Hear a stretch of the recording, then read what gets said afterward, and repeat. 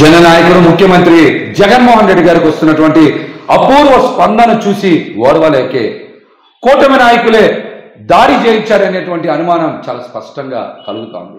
ఈ కుట్రలో చాలా బలమైన నాయకులు ఉన్నారనేటువంటి అనుమానం కలుగుతుంది. ఇందులో చాలా పెద్దల హస్తం ఉంది, పెద్ద కుట్ర కూడా దాగి ఉందని చాలా స్పష్టంగా తెలుస్తుంది. జగన్మోహన్ రెడ్డి గారి ప్రాణాలకి హాని ఉంది.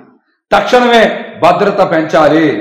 ఎన్నికల కమిషన్ నిన్న జరిగినటువంటి దాడి ఘటనని పూర్తి స్థాయిలో విచారణ చేయాలి. ఎవరైతే దాడికి పాల్పడ్డారో, ఆ దాడికి ఎవరైతే కుట్ర పన్నారో వారిని కూడా విచారణలో వెంటనే తేల్చి కఠినమైన చర్యలు తీసుకోవాలని కూడా మేమైతే డిమాండ్ చేస్తాము.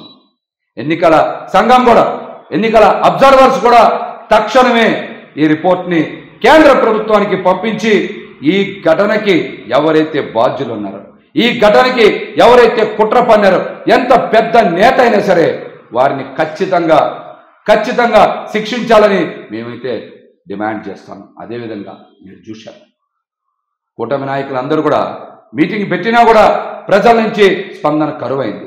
జగన్మోహన్ రెడ్డి గారికి ప్రజల దగ్గర నుంచి వస్తున్నటువంటి అపూర్వమైనటువంటి ఆదరణ చూసి తట్టుకోలేకే, ప్రజాస్వామ్యబద్ధంగా ఎదుర్కోలేకే ఒక్క జగన్మోహన్ రెడ్డి గారిని ఆపలేకపోతున్నాం అనేటువంటి ఆందోళనతో, రాబోయే ఎన్నికల్లో ఓడిపోతామన్నటువంటి భయంతోనే జగన్మోహన్ రెడ్డి గారి మీద దాడికి పాల్పడ్డారు. దీని మీద పూర్తి స్థాయి విచారణ చెయ్యాలి, భద్రత పెంచాలి. విజయవాడ నగరంలో అందరం కూడా చూశాం, పెద్ద ఎత్తున మహిళలు, యువత, ప్రజలు జగన్మోహన్ రెడ్డి గారిని చూసేందుకు బారులు తీరి కిలోమీటర్లు నుంచున్నారు. వారికి స్వాగతం పలికారు.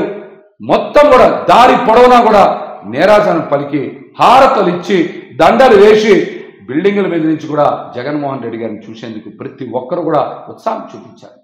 ఇవన్నీ చూసి తట్టుకోలేకే కావాలనే కుట్ర పన్నారు, కావాలనే దాడి చేశారు. మరి నిన్న జరిగినటువంటి బస్సు యాత్రలో నేను కూడా ఉన్నా, బస్సు మీద నేను కూడా ఉన్నా. జగన్మోహన్ రెడ్డి గారికి గాయమైనప్పుడు ఆయన 2 చేతులతో ముఖం పట్టుకున్న తర్వాత తీస్తే ఇది మొత్తం కూడా ఆయనకి రక్తస్రావమైంది తీవ్రంగా.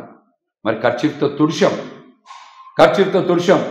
ఆయన బస్సులో నుంచి మళ్ళీ ఫస్ట్ ఎయిడ్ చేయించుకున్న తర్వాత ఎక్కడ కూడా నాయకుల్ని, ప్రజల్ని ఎక్కడ నిరుత్సాహపరచకూడదని ఆయన మొండి ధైర్యంతో అడుగులు ముందుకు వేస్తే చాలామంది తెలుగుదేశం పార్టీ నాయకులు సోషల్ మీడియాలో ఇష్టానుసారంగా ప్రచారం చేస్తూ ఉన్నారు.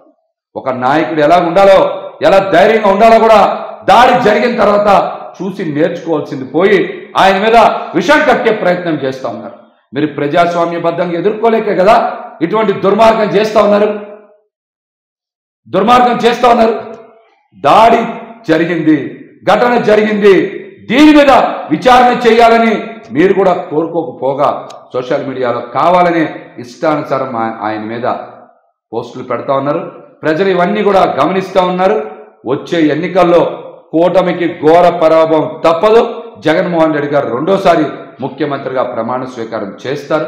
మరలా మేము ఒకటే డిమాండ్ చేస్తూ ఉన్నాం, కేంద్ర ఎన్నికల సంఘం అదేవిధంగా అధికారులు కూడా ఖచ్చితంగా ఈ ఘటన మీద వేగవంతమైనటువంటి దర్యాప్తు చేయడంతో పాటుగా ఈ ఘటనలో ఎవరైతే పాల్గొన్నారో వారితో పాటు వారి వెనకాతల ఉండేటువంటి కుట్రదారులను కూడా వెంటనే గుర్తించి కఠినంగా శిక్షించాలని కూడా డిమాండ్ చేస్తా ఉన్నాం.